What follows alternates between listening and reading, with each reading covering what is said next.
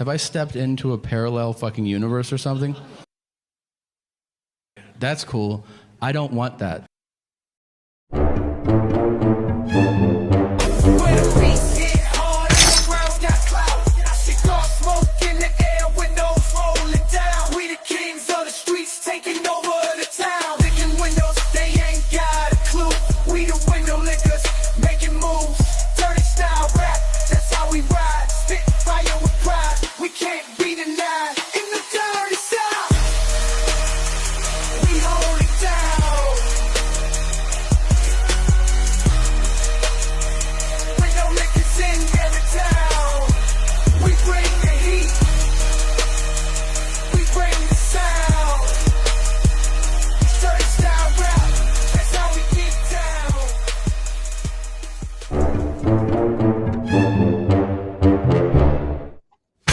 What is up, window lickers? Any chaos goblins out there? Any fans of Bryce? We don't have a nickname for you yet, so your fans are the B Yorkers. The B Yorkers. Shout out to the Yorkers. Welcome to being on your first show with Kevin. There we go. I like it. And so it could be a placeholder until you find your road, Bryce. But hey, I'm throwing things out of whack. Let me introduce you to the guests that we have out here. You always have co-host extraordinaire at IYH. He is Kevin Kalloway. Kevin, how you doing? We just adjust. Great to see your face again. What'd you say? You're talking to us. Because I'm official here. I definitely don't wear tank tops every single time. It's not a thing. Dude, that's white guy business attire. You're not wrong. But I'm going through every single day. I'll have a shout out at the end for something, and that'll kind of explain a little bit more why I was gone last week. Yeah. Well, we let them know that things happen, and when you're ready, you'll talk about it. I will. But besides that, Kevin, guess what? So I went out and I was like, you know what? My homie Kevin's down. I understand why. Maybe he's not ready for this show. So House is like, hey, there's this guy that we brought on. And I was like, yeah, I clicked with them a little bit. We started a little click.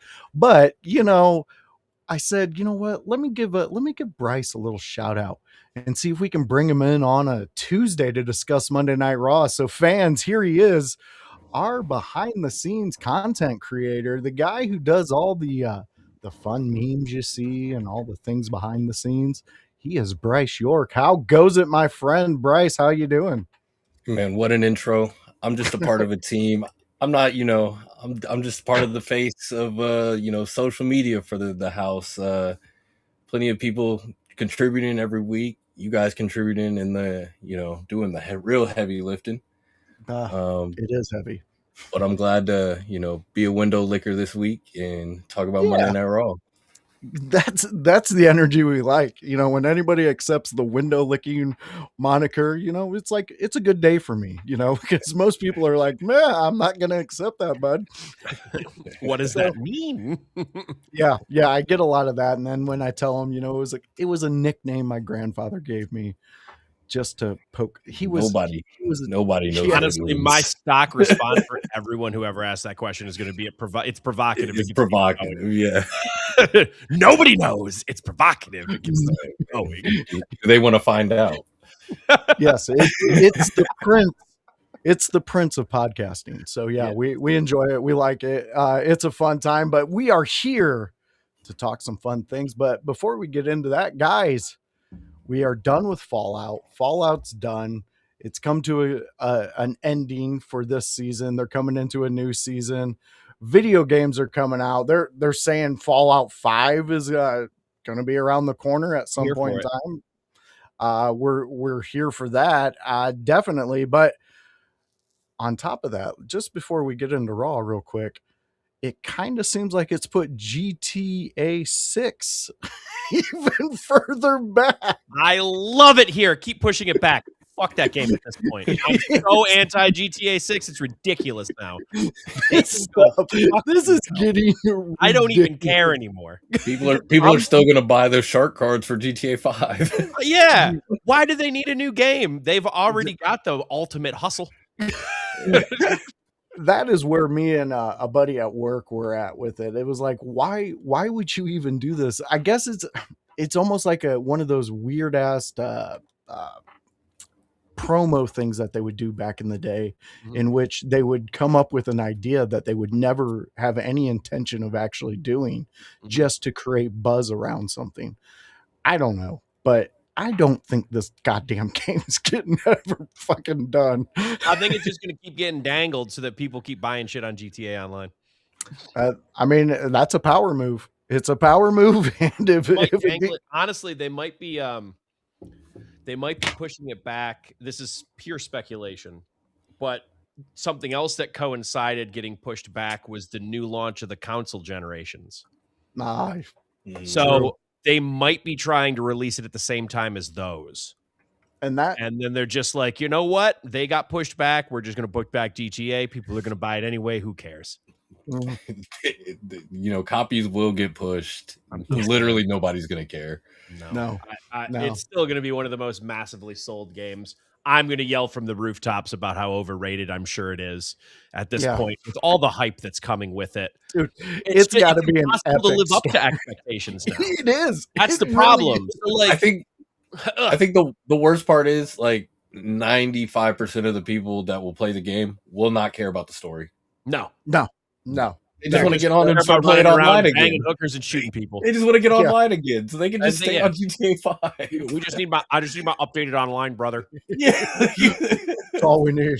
That's all we need. Give me the next Madden. I need my next Madden. Yeah, I fell privy to it. I'm there. I'm setting. I've been playing 2026 since they got it on Game Pass. I was like, I might as well sit down and play Game Pass is different to me, because Game Pass, if you get it for free, you're good. Yeah, that's a little different. I'm guilty of the 2K trap. I'm guilty of I hate this game, but I guess I'm gonna buy it when it comes. You gotta buy it. I have a hard rule with sports games that I buy every 2 years, because at that point the rosters have changed enough. Wish I could convince myself. The only one that I don't do that with is WWE. I do get that pretty much every year. Well, that's heroin, and we might be the worst one. I would also argue they at least in the last few years have changed enough each time that I'm getting something different. True. Getting something different, something added that's like way larger. Whereas like we haven't gotten like a large addition to NBA 2K since like 24, when they started adding really big dynasty modes and different eras and things like that. Right. So it's differing for each game, because like FIFA's terrible about it. They don't add shit. They're just like, buy our soccer heroin, like buy our crack, dog. They will buy it. I buy that every 2 years. Yeah. Say Ultimate Team. That's all they want. They just just Ultimate Team it. And I do love Ultimate Team, but I refuse to. I'll just take a year off. And it's getting to a point that, hopefully this next round of generation, these console gens, will be something more engulfed with each other. Because if we love cross-platform play, the more people you can have in a server, the better, because it's just fun. Yeah. It's just a lot of fun. And we will have a story about the WWE 2K. They're on 2026, right? Yeah. So there's been some talks about the massive amounts of money some people will be paying for a lot of the stuff, and it's insane. So I'm going to do a little more research on that, but I do have that story started up. So in the next couple of weeks, Kevin, we're going to tackle that. Well, we can tackle that. Let's tackle some Monday Night Raw right now, Kev. I think we need to get into it. So here it is. It's Monday Night Raw talk. We're going to break it down. We're going to talk about it. We're going to get into it. And since he's been gone from me, it feels like an eternity. Kevin, you have the floor, because I need to hear your voice. I need to hear your wisdom. So it's cracked to me, Kevin. So after Monday Night Raw, my largest burning question, and I put this in chats, I talked to a couple people about this: is the Vision the most snake-bitten faction that's ever existed in the WWE? Because every single time they start doing something, one of their members gets injured. And it's not even like the lower tier members. It's the top member each time. It's gone in succession. First, it was Rollins, who was the leader. Then it was Braun, who was the de facto leader. Now, you could argue that Bronson Reed might not have been the de facto leader, but he was the last OG. True. So who do you have left? You have Logan Paul, you have Paul Heyman, you have Austin Theory, and you have a bucket of prayers. Yeah. So I'll phrase it in two parts, I suppose. Okay. I'll ask the class. One, what are some of the most snake bitten factions you've seen in WWE other than this? So let's go back a little bit history. And if it's larger than the Vision. But second, and this might be more importantly, where the hell does the Vision go from here? There are 3 people in the Vision. Do we add members? Do we do something at Mania with the remaining ones? What are we doing? Yeah, man, that's a loaded question. Bryce, you got some ideas over there. I see you pulling up. I mean, I guess like as far as factions I can think of even recently that have just gone through injury trouble. I mean, Judgment Day, like they're the only group that I can think of that's like, okay, they're kind of constantly always somebody's kind of hurt, but it's never the top person on either side of the genders of for that faction. It's okay. It was Raquel when she wasn't, up there. I guess Liv was hurt for a while.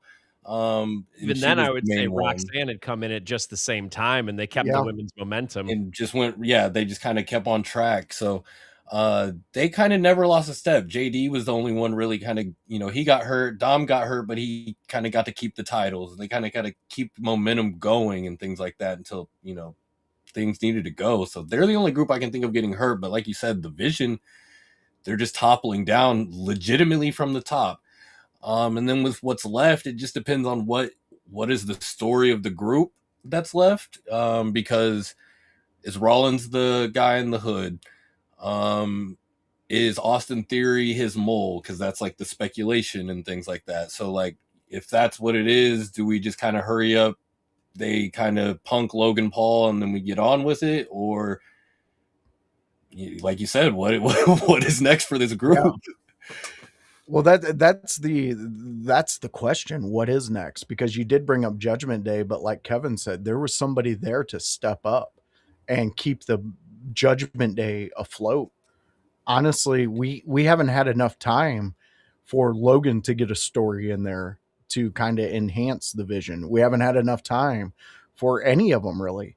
The ones that we had time to run with stories are now injured, and they're not. And Bronson was my pick. I honestly think they were going to go with Bronson winning this.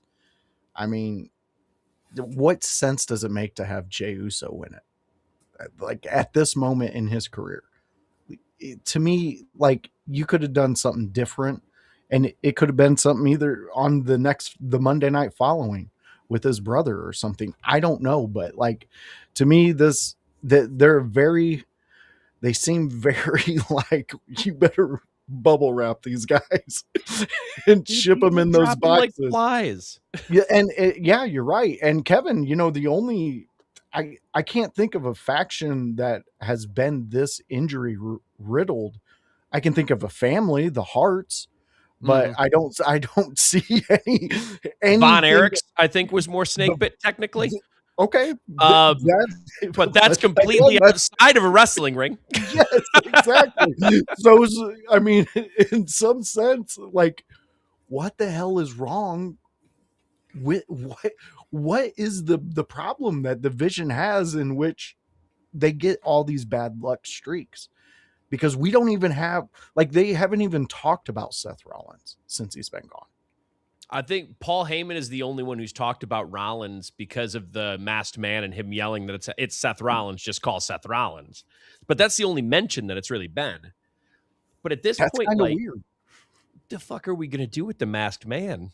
Because, like, are we just going to have a tag match with Logan and Theory against Seth and somebody? That seems like the easiest way to go about it. Yeah. I mean, like, especially if you happen to be bringing Seth back early just to make Mania. And if you're doing that, like his shoulder probably will be recovered to an extent, but still fragile. I would say tag match has got to be Mania for them, because I don't see them pushing. The only person who can have a singles is Logan out of them. I don't think Theory's there yet. No. I hate all of this for Austin Theory, by the way, because Austin Theory is the one who stands to lose the most with all of this happening. Oh, yeah. And I will die on that hill, because Bronson Reed comes back. He is still a monster and he will still be impactful. Braun Breaker comes back. He's still a monster and he's still impactful. Seth Rollins comes back. He's a main event guy already. He's bulletproof. Logan Paul is already over before he got in this faction. Yeah. The only person who stands to lose a bunch of shit is Austin Theory. Yeah. And that sucks, because he was doing some of the more inspired heel work of his career without doing too much. Yeah. No, he was in the perfect position for where he was at with WWE as of today. And for this to sideline his momentum, that really does suck. Because honestly, you can even make a case, in my opinion, you can make a case that since Logan Paul has joined the Vision, it's kind of slowed Logan's solo momentum. It has. It's put him in the backlight. Mm-hmm. Like, he's not at the forefront. No. Could he be of the Vision? I don't know. I really don't know. He was about to be positioned in the forefront instead of Bronson Reed. I do. Based on him getting the mic time, based on him doing the things, I think he was being positioned to be the forward head of the group once Braun Breaker was gone. Mm-hmm. But with Bronson Reed out now, it's not much of a group. It's a goddamn tag team. It's a glorified tag team. Yeah. So it's difficult to go about that unless now you're going to make Austin Theory an absolute lackey to Logan Paul, in which case I feel that you're hurting Austin Theory just to keep Logan Paul stronger. And I think that's not beneficial, because Logan Paul was already there. Yeah. Do you guys, either one of you, have I'm going to pitch something to you, and just let me know if you think they could run with this. What if they run a storyline, because they still have Heyman fucking around with Brock? Okay. What if they run a storyline in which Brock he is known as who's ever left in the Vision, their hired gun. Mm-hmm. So he does whatever story they need to push. He's with them. He helps push it in whatever way. But when it's ready for him to break off and do his Mania thing, he turns against them. Or he's like, you guys only paid me up till this point. But then you destroy anything left of the Vision. I think you also, I'm trying to figure out a way to go. The Vision that way either, because you're sacrificing. Yeah. I think at that point you're definitely sacrificing Austin Theory. And I think that you're inadvertently potentially turning Logan Paul face, which I don't think will be well received. Yeah. Not at this juncture, at least. No, I agree with you on that one. He's got to stay heel. No, you make sense on that. I wish that were a case, because I think that would be effective. I think it'd be effective for Brock. Out of that like partnership, I feel like it would work the other way. I mean, with Brock's Open Challenge Mania, you've got, Heyman's obviously the link between Brock and whatever the remnants are of the Vision. Yeah. Brock ends up fighting Obafemi, somebody who, we'd be like, okay, you can't kind of let them lose or whatever. But then how does Brock win for sure? Even though it's like a crazy match. Okay. The Vision comes out on some shenanigans or something like that. And then Brock's got his streak or something like that, his Open Challenge streak or something. I don't know what he's going to start. Is this going to be his tradition at Mania, or is he getting toppled this one time? So maybe he just guarantees. I just don't know, because from all intents and purposes, it keeps sounding like I keep hearing the repeated rumor that Lesnar's last SummerSlam is going to be this one in Minneapolis. Now, I don't know that means that'll be his last match, but if it's going to be his last SummerSlam, I don't think this becomes a reoccurring thing. Yeah, no. does this turn into, is his opponent in Mania actually Gunther? Like, like, is this actually his tour and nobody's actually saying something? I tell you what, that the goddamn symphony hits for the open challenge, that is Lesnar's death knell. I promise you, whenever he faces Gunther, it will be retired. Yeah. Yeah. I mean, we talked about that at length. That's what we all want. I think it would be the best match for Brock going out, and I think it would be a great build for Gunther. And it makes Gunther the final boss, and then he gets the Mania powers. Yeah. In this lore, I suppose, of how they're building. Yeah. I am the Taker match because I beat Taker. All right, bitch. Well, I beat you and retired you, so now I'm the Taker. Give me your powers. It's like Mega Man in this bitch. Yeah. You just beat the boss, and all of a sudden you got his power. Kevin, please write the rest of my life because I want to live in the story that you create. That's awesome. Here we go. Tony Gonzalez is coming in and saying Bad Bunny. Well, I think the mask guy was too muscular to be Bad Bunny. I don't actually hate that if we do a tag match. That's the Logan only Paul way and it works, Austin Theory, Seth Rollins, Bad Bunny. I don't actually hate that. I think that would work. It'll work for whatever they need to do. I mean, right now nobody knows. Right now we're just figuring shit out. Going on with the vision. For what's left, it would work, I guess. But like, I feel like I like Austin Theory and all, but like he'd be like the meme where it's like the 4 soldiers and the 1 clown or something like that. Like I feel like he would look like that in that lineup. I think no matter what, he's going to end up looking like that now, though, just because of everything that's happened. Sucks. It sucks, and I hate it. I love Austin Theory's work. I truly do, and I think he was starting to get a fucking personality. Finally. Yeah, he was. No, he really was. I agree with you. And he was finally starting to break through, and now all this shit happens. Boy, his WWE runs have been snake bit. Well, and you know what? It wasn't the Vision that was snake bit. It was Austin Theory all along. It's him. We'll let him know about that too. We'll hit him up on the socials. But like always, Kevin, we're gonna have to put a pin in that one and just continue the conversation. I think that sparked a good discussion for us to go down different avenues. All right, Bryce, you're the guest. Why don't we talk about what you want to talk about, my friend? So let us know. I guess, well, one thing I want to talk about now that I'm thinking about it, just because we were talking about Jey Uso, I am sick and tired of his presentation next to his brother. Oh, okay. I don't mind the yeeting. I don't even mind the running it back. I know it's a hated thing amongst the house, but like I am sick and tired of Jay and his brother coming out together, and it's just me, Oos. I just don't understand it. The music, yeah. I just don't understand it. To me, and then like now we said Bronson Reed. We all kind of agreed. We think he probably was going to win that triple threat, and this was the audible to give Jay the win. But like, once again, it's just another thing where like, I get your main event Jey Uso, but like, can we stop making your brother look worse than you? I don't know. It looks like Jimmy is second fiddle. Yes, every single time they do anything, and I don't like it. Like Jimmy should have gotten a mid-card title run or something like that when he was just split up in Big Jim and things like that. You could have just held it for 2 months even. That would have legitimized him. I've been watching all of 2002's pay-per-views. I'm on a 2003's. And every single pay-per-view, I see different title changes. We got like 2-month reign as IC champ. Cool. 3-month reign as US champ. Cool. Like, we can bring those back, boys. We don't have to always have these title reigns that are long. And that's when everybody was watching it. Make it quick. Because you wanted to watch it. Yes. I have other revelations that I'll save after watching all these. But it would take us too off topic. But we need shorter title reigns back. Yeah. We really do.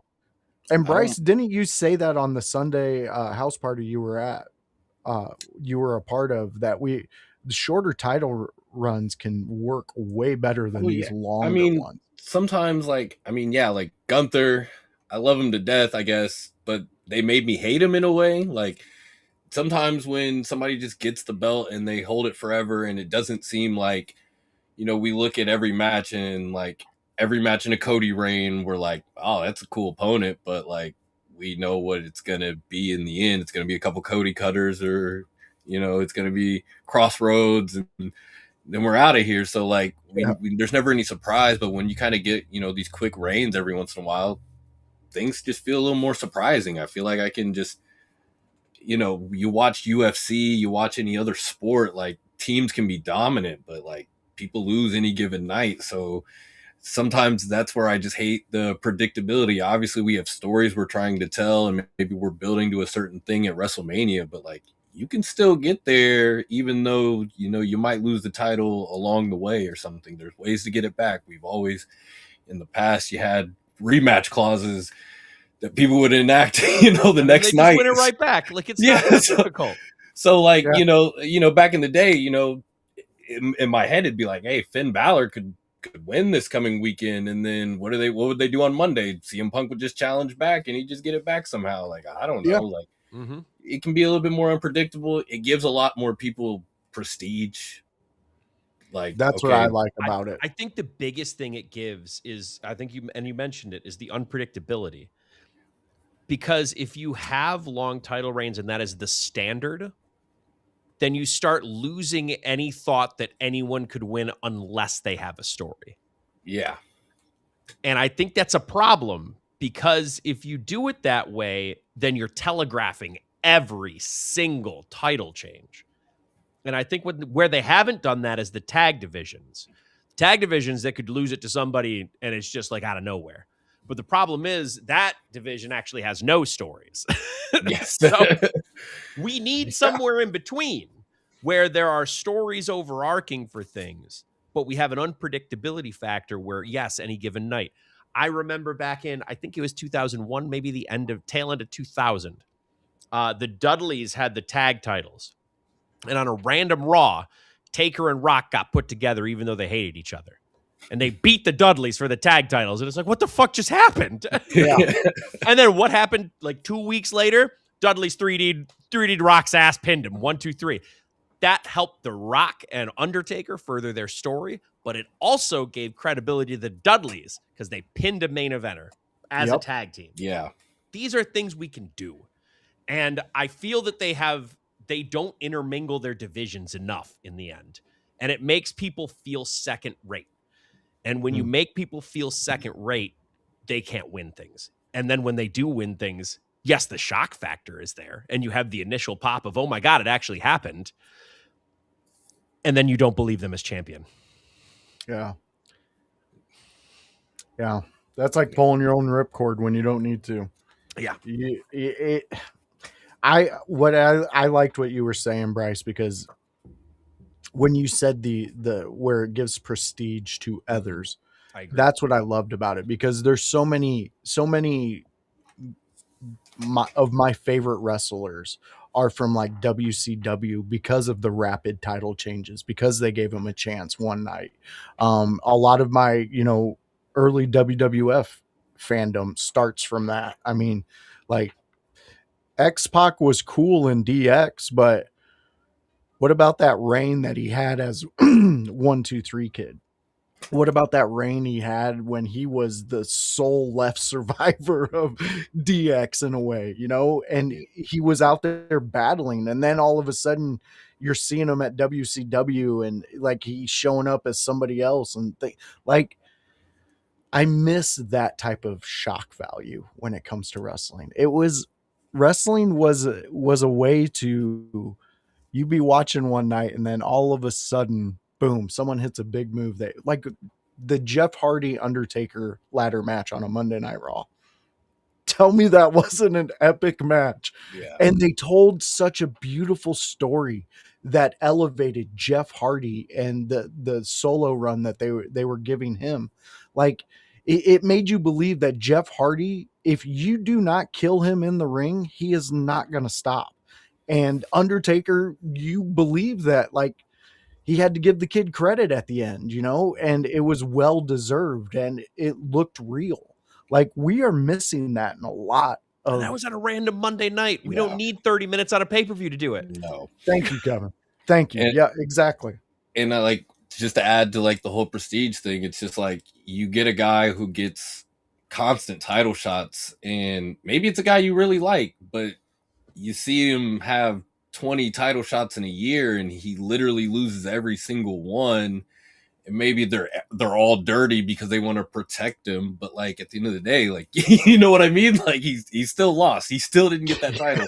So every time he goes for that next title shot, there's like a bigger part of your brain where it's like, why am I even wasting my time as a fan watching my guy go out here and lose? Like, I'm excited for the Elimination Chamber because my guy Finn Balor's about to go out there and hopefully win this title. But at the same time, why should I expect it at all? Like, there's a reason he's got the nickname Finn Balor at this point. Like, and I think Sami Zayn is in a similar scenario right now, where he keeps getting opportunities to be in the spotlight and keeps losing it. And I know there's a story they're trying to tell with it. I can tell how they're getting at it and driving at it.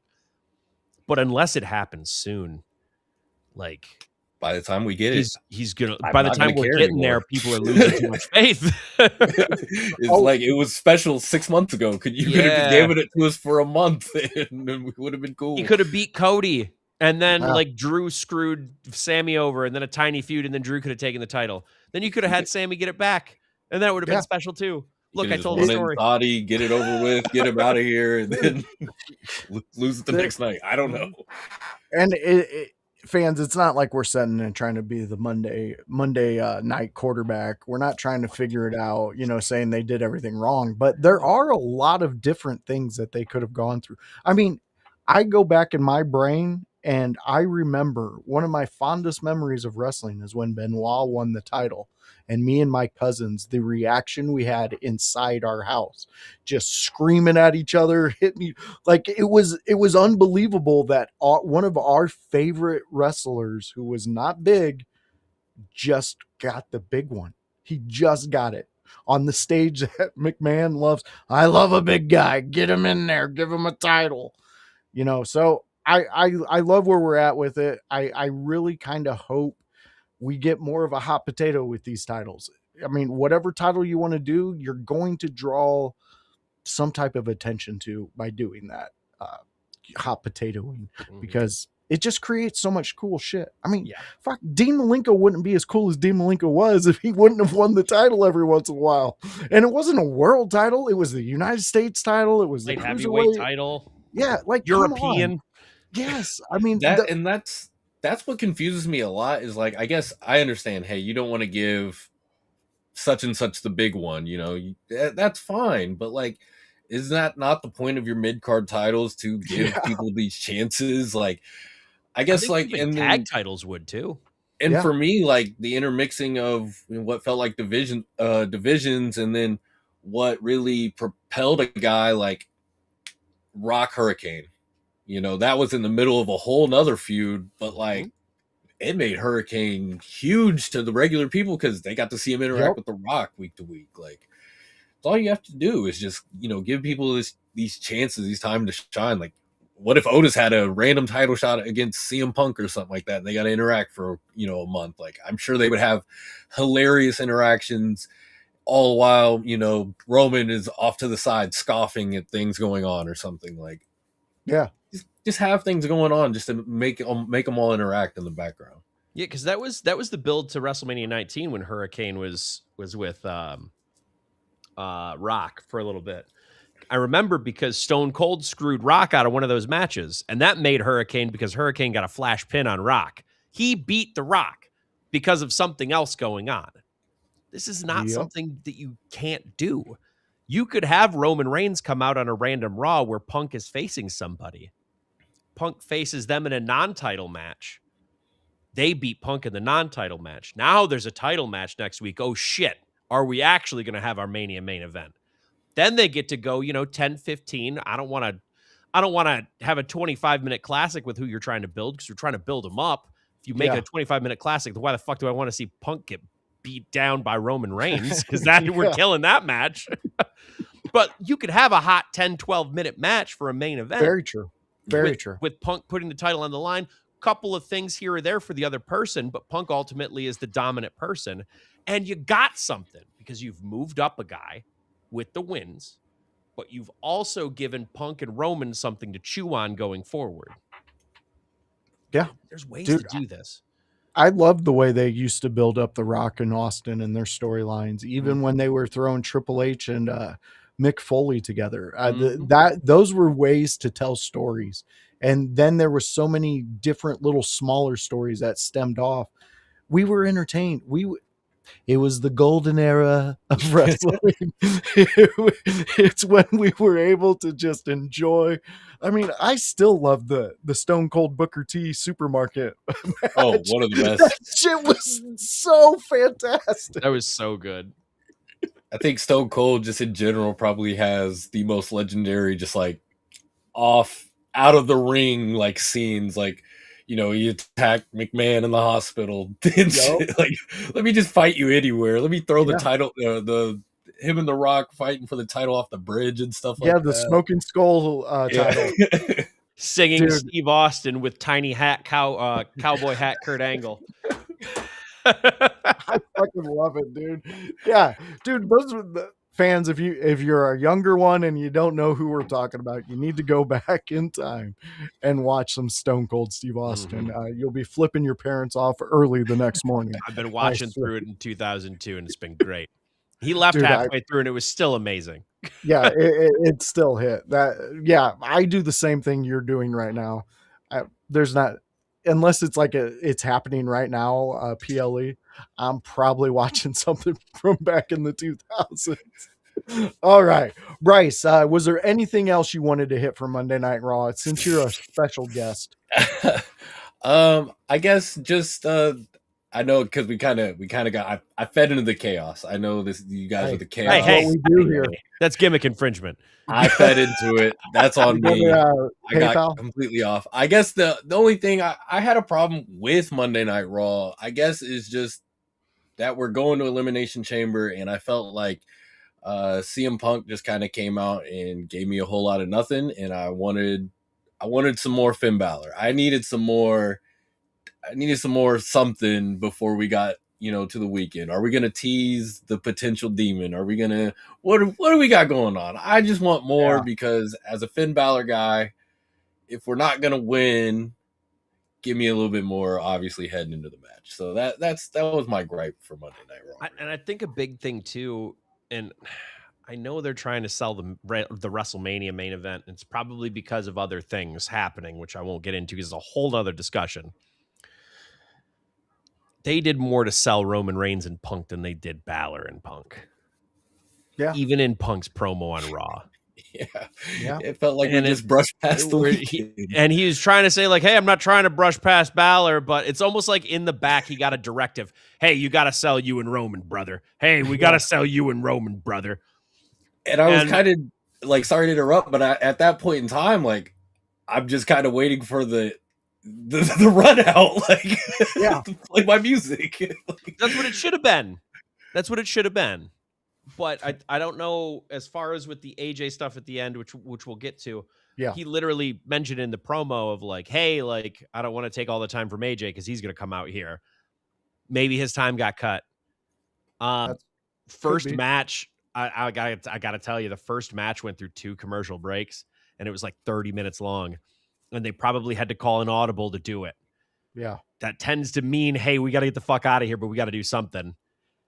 And 30 minutes for a match is a long time. And I think Punk's time may have gotten cut only because he didn't really need it. But they so pushed Roman and Punk into his head to use that time of like 70-30 that now it feels like Punk and Balor is a bit of an afterthought. Yeah, and sometimes you have that, not intentionally, but that's the way it comes across to the audience. Mm-hmm. Speaking of coming across to the audience, guys, we just got a chatter in here. This guy has been blowing up the internets. Ringside has been doing stories on him. He's been called out by a couple guys. Big Vito to be the most recent one. Matt Riddle also called him out. We have the one, the only, the legend of internet trolling. I heard is in the chat. He's excited for some wrestling. Yes. If you guys are out there, you see the name on here, go and type him into your social media. And then just sit back and watch what this dude is creating, because it's a show, and it's enjoyable to watch as a fan. I enjoy seeing. I mean, he really got Vito's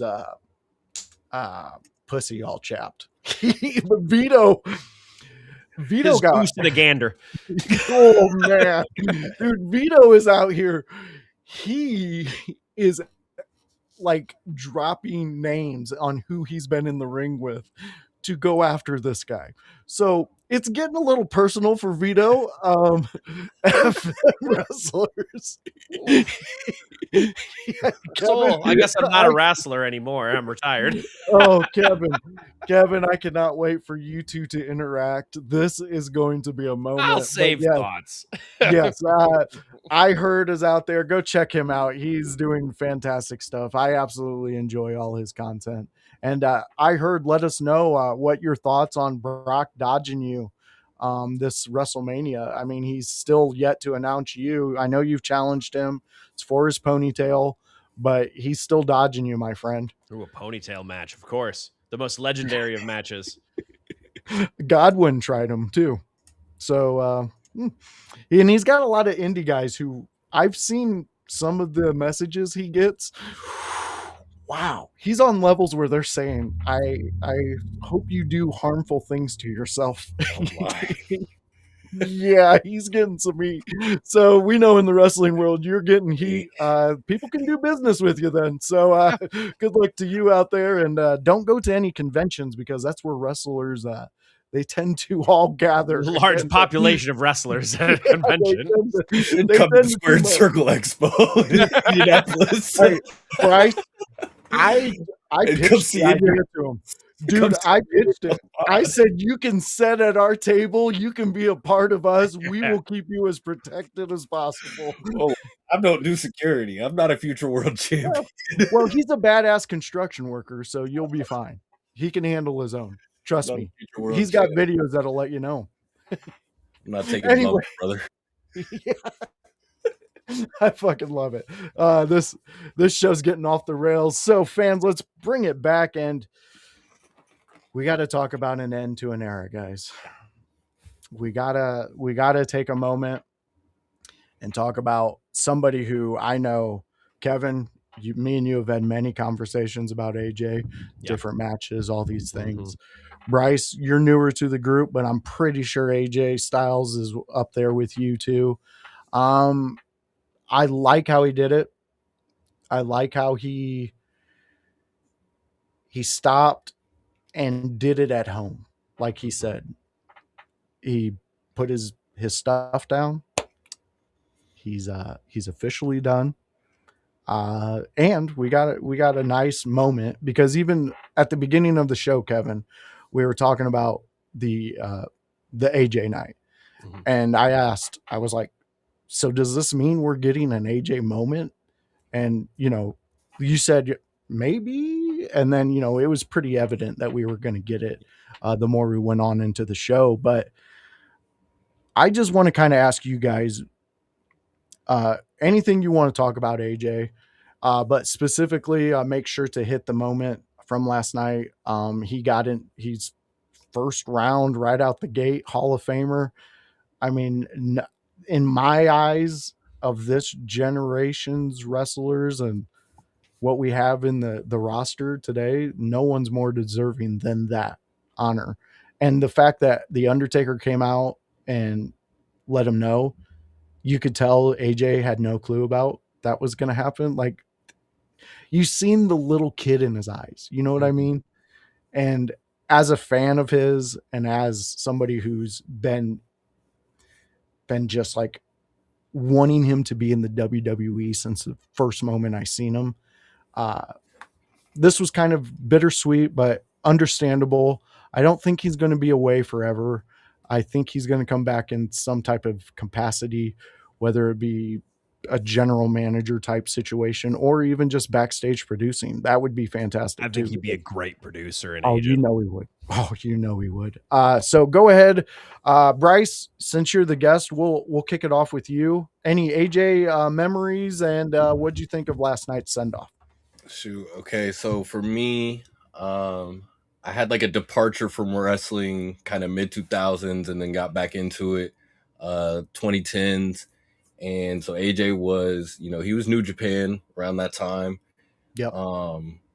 And so obviously like Bullet Club guy for me. So getting into him through that and stuff like that. And then obviously when he got to WWE, like I could tell how like long awaited it was, because like I'm not somebody who necessarily like, okay, yeah, I'll tune in, but I'll like go back and kind of do my research a little bit. So I see, hey, I had friends that watched TNA, so I knew the name. I knew this guy was, big time already then. I knew he was the guy there. And, he was kind of being called, one of the best in the world for a reason. This guy was like the leader of the Bullet Club for a reason. And every Bullet Club leader for, they was all the guy. Like, it's a shame we kind of didn't get certain moments, because they didn't want to kind of shine light on that until it was too late. But just so for AJ before he got there, like, I already knew about the greatness, and then we got great moments. We should have probably gotten more, and that kind of goes back to, you kind of wish they just kind of bounce some titles around a little bit more, just so guys kind of get those accolades, because obviously we know the greatness and he's deserving of the Hall of Fame and things like that. But like, it's one of those things where like, you just wish those numbers were there so nobody can kind of try and take away from it in the future or anything like that. The tribute was awesome. We got a little, divorced dad rock Creed going on. I thought it was very apt based on him being incredibly Christian. I heard Creed start playing. They hit the first note, and I'm like, this is the song. This is the one. I was ready to shed a little tear there.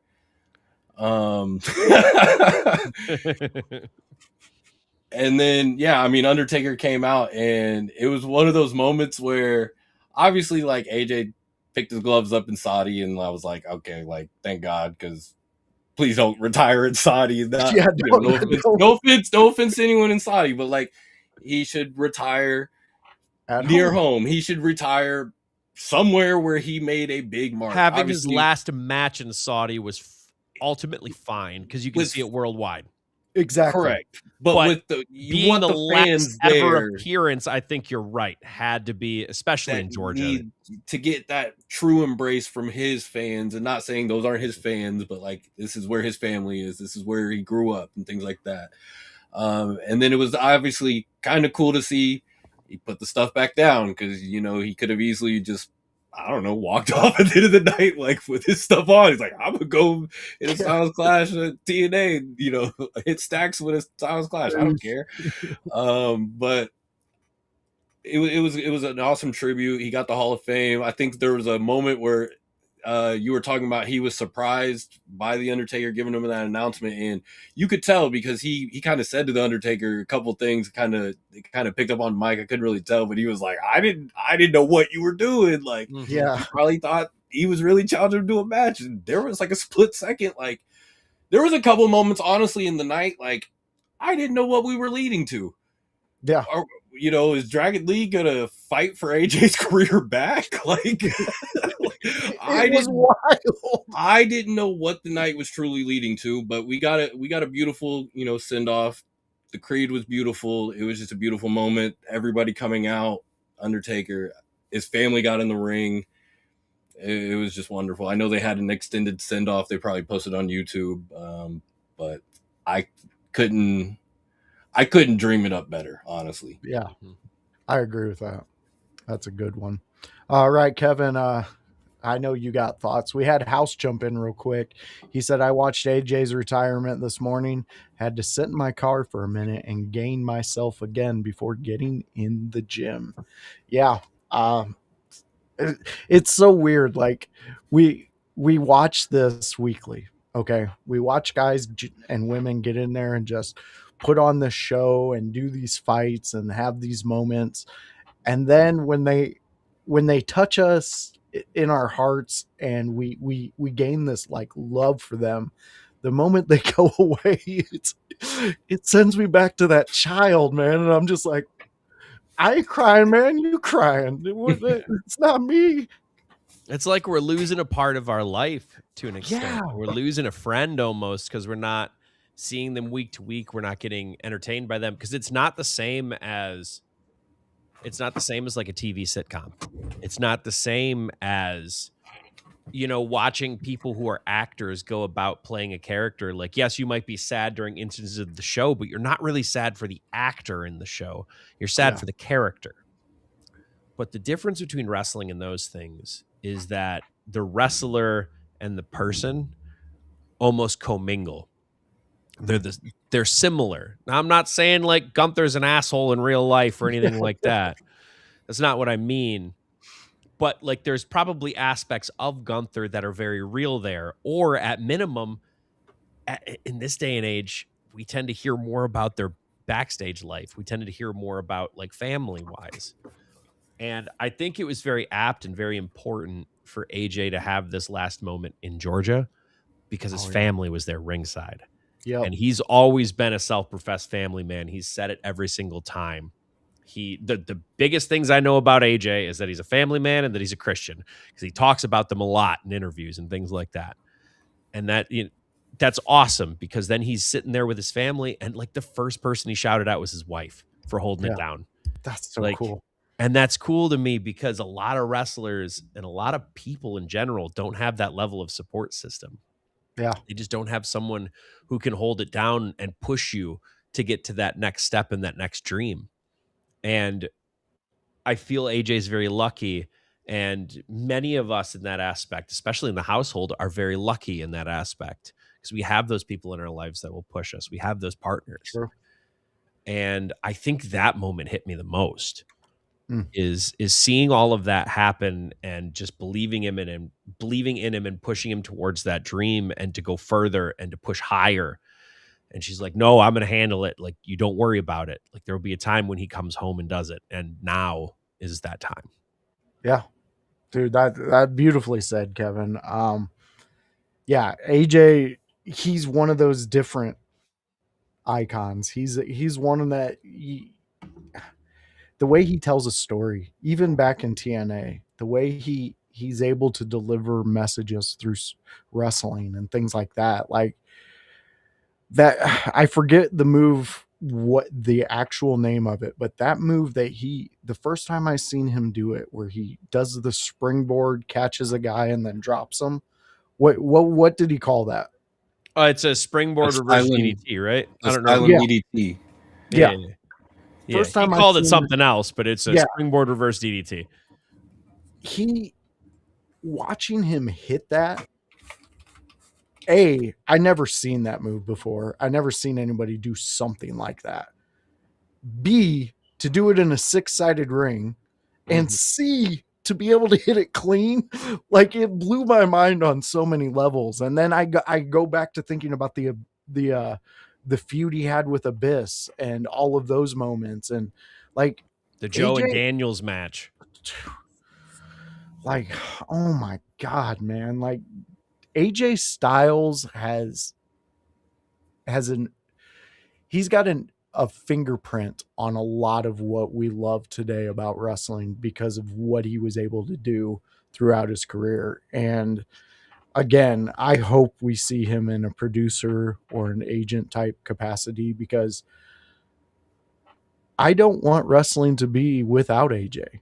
I can be fine with him being away from the in-ring stuff because he's given us so much through the years that still I need his fingerprint still on wrestling because he gets it, man. He gets it. Incredible mind for the business. Incredible mind. Yeah, we got lucky with that one.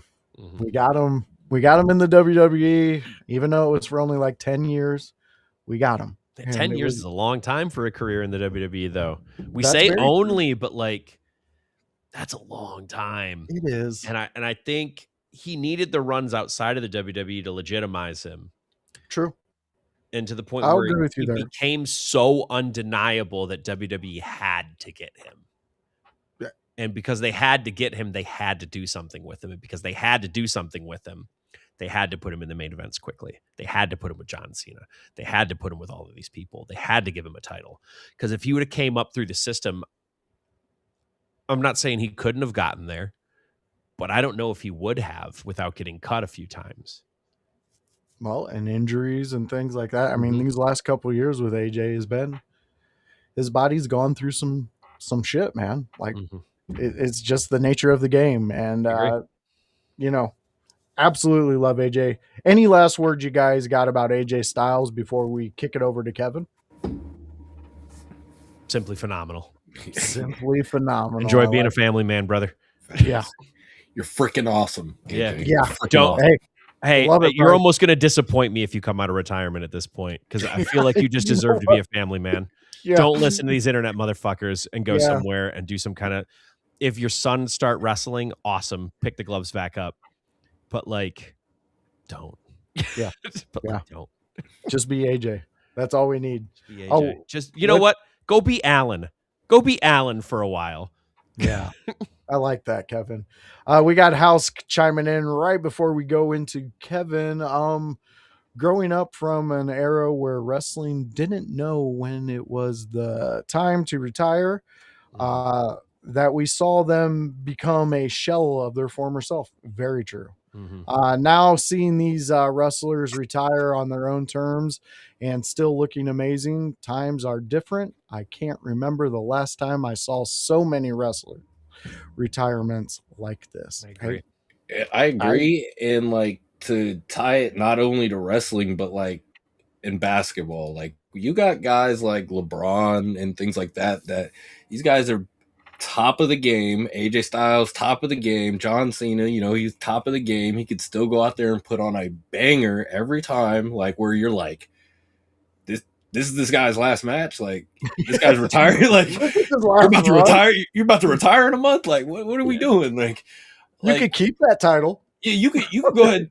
You could stay. Like you could take a break if you want. We don't mind. Like, but like these guys are like legitimately able to go out here, still put on MVP caliber seasons, performances, whatever you want to call it, across the board, but then make a decision where it's like, I really don't have to do this. Like, I don't have to put my body through this anymore. I love the game. I love what it's done for me. I love what I've given to it, but like, it's time to go home. Like, what did Forrest say at the end? Like, I'm tired. Like, I'm going to go home now. Like, that's it.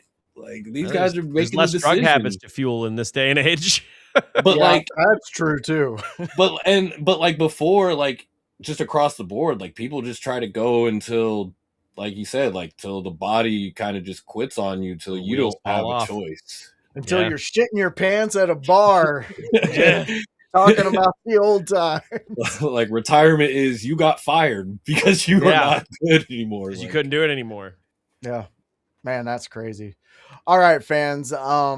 We're going to get into a serious moment for a second, and we're going to give the mic over to Kevin and allow him to address the household. So I was out last week because I had a loss of a dear friend. His name's Scott.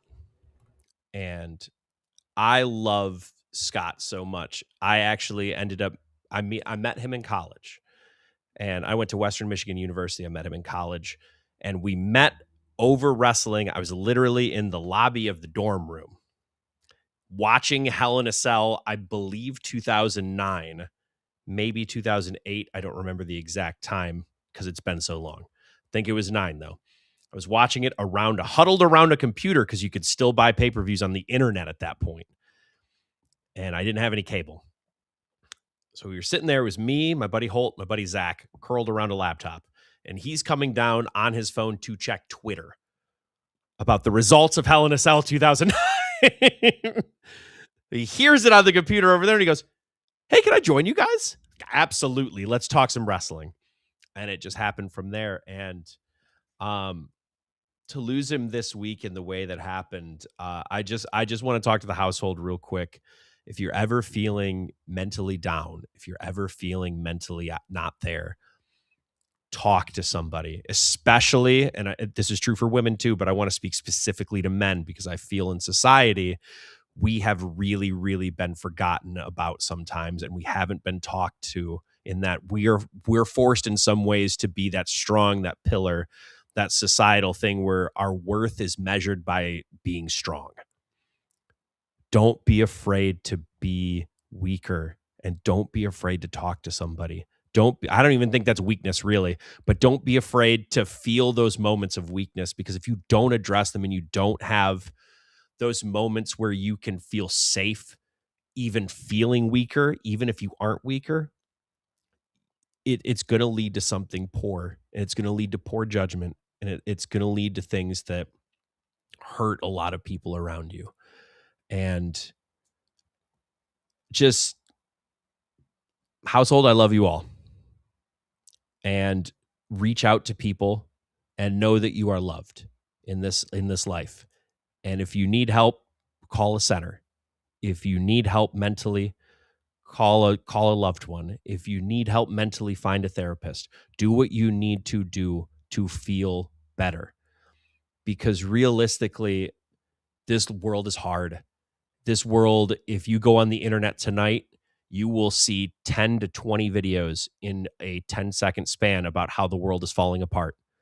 And it's going to convince you that the world is falling apart. It's not. Not if you build a community around you. And you have to lean on that community, because it takes a village is not just a saying that people say. It does take a village. And it takes a village not just to raise a child for the rest of that saying. It takes a village to be human. Build a community around you. Don't be afraid to trust your neighbor. We're in a time where people are being told not to trust our neighbors because of A, B, and C. Trust your neighbors. Have a conversation. Build a community. It could save a life. Kevin, you are 100% on everything you just said, man. And, you know, I was watching a video today, and it was just like this girl went around. She was asking people, what's the most painful realization that you ever realized in your life? And it gets to this guy. And this hit me so hard, mostly because of your situation, Kevin. And he said, the most painful realization I found in my life is that the first time a man gets flowers is at his funeral. And that, like, oh, dude, it hit me. It hit my friend that was watching it with me. And we just kind of looked at each other and we were like, do we go and buy each other roses? What's like, you know, it was like one of those moments where you're like, dude, like that's reality. Like, it's something so simple. And yeah, I understand where you were coming from with the, you know, us perceiving it or feeling like it's weak to reach out and talk. But in my thinking, and Kevin, I can almost guarantee you're going to agree with me on this one, but it's so strong to ask for help. Like it takes so much strength to just sit there and say, I need fucking help. Yeah. And IYH, I have that here with my brothers and what we've built. And I also have that with my wife. You know, all I have to simply do, and I know you have that with Annie, just say, hey, look, I'm struggling.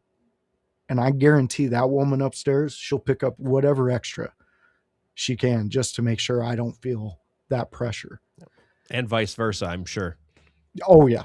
Yeah. Dude, I overdo it. I try to make sure my girls, and that's a detriment. That's something we'll get into later. We'll put a pin in that. But, you know, it's just, it makes, as a dad and as a husband, it makes me feel very fulfilled when they can just come home and be themselves. Yeah. You know, if I can take care of the smallest thing, or if something's bugging you and I can just go out there and do it, I'm there. So, and I Kevin, think I do think that can be detrimental sometimes, in a sense. Not because it's a bad thing, though, Voice. I think you love your daughters, and I think you love your wife so much that you just want to take the things off their plate. Yeah. and you want to care for them in all kinds of ways, don't make that all your value. I think that's where we fall into it. Yeah. I think that's where the issue becomes, is because we don't feel valuable unless we're helping someone or we're providing. You are valuable just with you and just by being you. And I think that's the biggest, if I could say just one line, that's the biggest one. You are valuable just being you with the people around you. You don't have to provide anything. You don't have to, like, yes, providing things is good to make sure people are taken care of, but that is not all of you. Dude, you guys Dr. Phil'd me. You son of a bitch, you Dr. Phil'd me. No, Kevin, I love you as a person, as a brother, as just somebody who sits down with me every Tuesday night to talk wrestling. You are very impactful in what you say and the words that come out of your mouth. And the fact that a friend of yours is no longer with us, I know it hurts you. And I know you're going through it, but dude, the fact that you came on here and gave that speech, you're the tops, bud. You're the bee's knees. You're everything, my friend. So thank you, Kevin, for sharing with the household. Everybody, you guys understand where we're coming from now, what we were talking about. So I'm glad we're back. Same. Happy to be here. Love you all. All right, Bryce. I didn't think you probably thought you were going to step into a special moment, but ooh, look at that. We just gave you some family love, my friend. Welcome to the first episode with Kevin, brother. Well, first of all, every moment with me is special. No, I'm just kidding. Ooh, I like it. That's true. He's doing a callback. That's the thing. We just said the thing. He said the thing. He said the thing.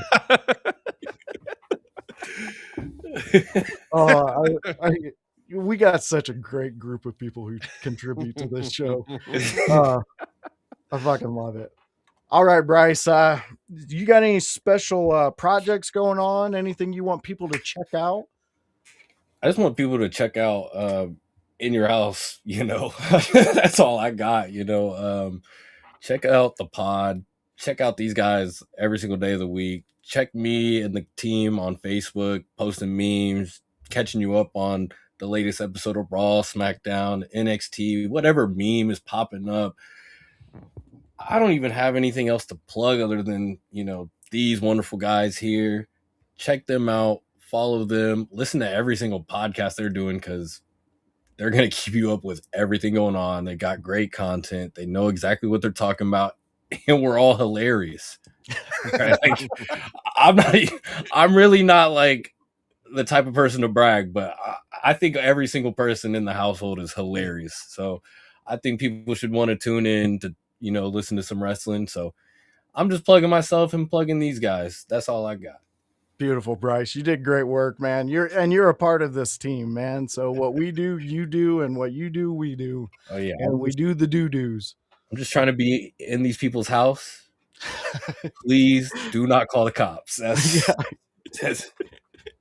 is not breaking he's just there to drop a meme or two. Don't worry about it. You'll be fine. This is not breaking and entering, I promise. I will leave everything as it is. Leave the meme like in Santa. The basket. I'm kind of like Santa. If you want to put milk and cookies out, I will. He'll eat those up. I love it, Bryce. You fit in perfectly with IYH. All right, Kev, dog. Let's hear what you got going on. Man, I don't have a whole lot going on right now, but I'll say you can follow me on Facebook at Kevin Kalloway, and you can follow me on Instagram at Kalloway Kevin. I'm kind of getting everything in order right now after some events, so I don't really have too much to plug as far as future stuff, but stay tuned. Beautiful.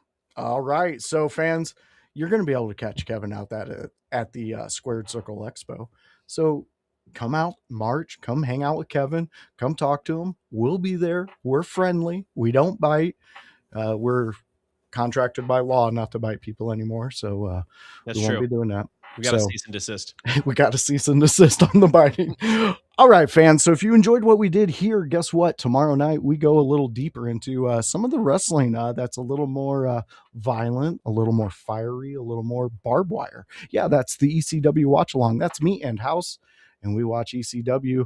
That's what we do. So fans, we are in the rivalry season.